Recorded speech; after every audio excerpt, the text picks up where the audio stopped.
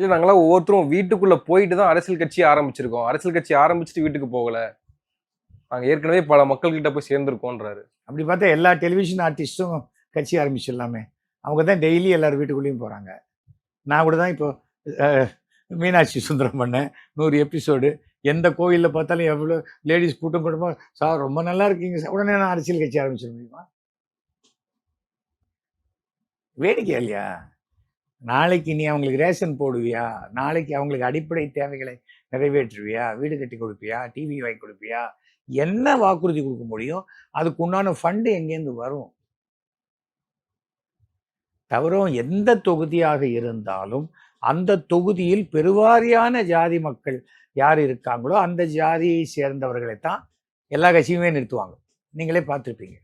அதை மாற்றாக நினைச்சு பண்ணினது ஜெயலலிதா மட்டும்தான். வாணியம்பாடியில் முஸ்லீம் அல்லாதவரை நிறுத்தினாங்க. அவங்க நிறுத்தி வெற்றி பெற வச்சாங்க. எல்லா இடத்துலையும் அது எல்லாருக்கும் நடக்காது. அது நடக்காது. கலைஞர்லாம் யதார்த்தவாதி. யதார்த்த கள நிலவரம் தெரிந்து அரசியல் பண்றவர். அவருக்கு தோல்வி வரலையா? சொல்லுங்க. அதெல்லாம் இருக்கு.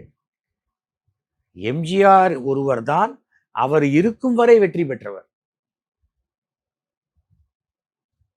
ஜெயலலிதா ஒரு தடவை ஜெயிச்சாங்க, ஒரு தடவை தோத்தாங்க. அப்புறம் தான் 2 தடவை ஜெயிச்சாங்க இல்லையா? இதெல்லாம் நம்ம பார்க்கணும். நம்ம பார்க்க இவங்க திமுக வெற்றி தோல்வியெல்லாம் பார்த்தாச்சு. ஒரே ஒரு எம்எல்ஏவோடையும் அசம்பிளியில் இருந்துட்டாங்க. மிக அதிகமான எண்ணிக்கையில் இருக்கிறவங்களையும் பார்த்துட்டாங்க. விஜயகாந்த் அத்தனை பிரச்சாரம் பண்ணாரு, அத்தனை தொகுதியில் நின்னாங்க. கடைசியில் விஜயகாந்த் ஒருத்தர் தானே ஜெயிச்சாரு.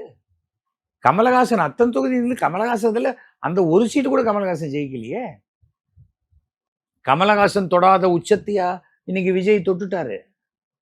இதெல்லாம் தெரிஞ்சுதான் ரஜினி விளங்கினார். வேண்டாம், நமக்கு ஒன்று இப்படி இருக்கணும், கிராஃப் இப்படி ஆயிட்டா அதை ரொம்ப மனசை சஞ்சலப்படுத்திடும், வேணான்னு விட்டார்.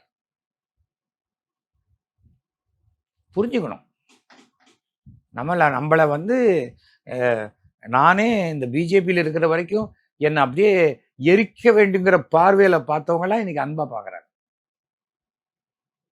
நான் கட்சியிலேயே இல்லைன்னா ரொம்ப சந்தோஷம் தலைவா அப்படிங்கிறாங்க. ஏனென்றால் தேவையில்லாத சாயத்தையே நான் என் மூஞ்சில பூசிக்கணும்.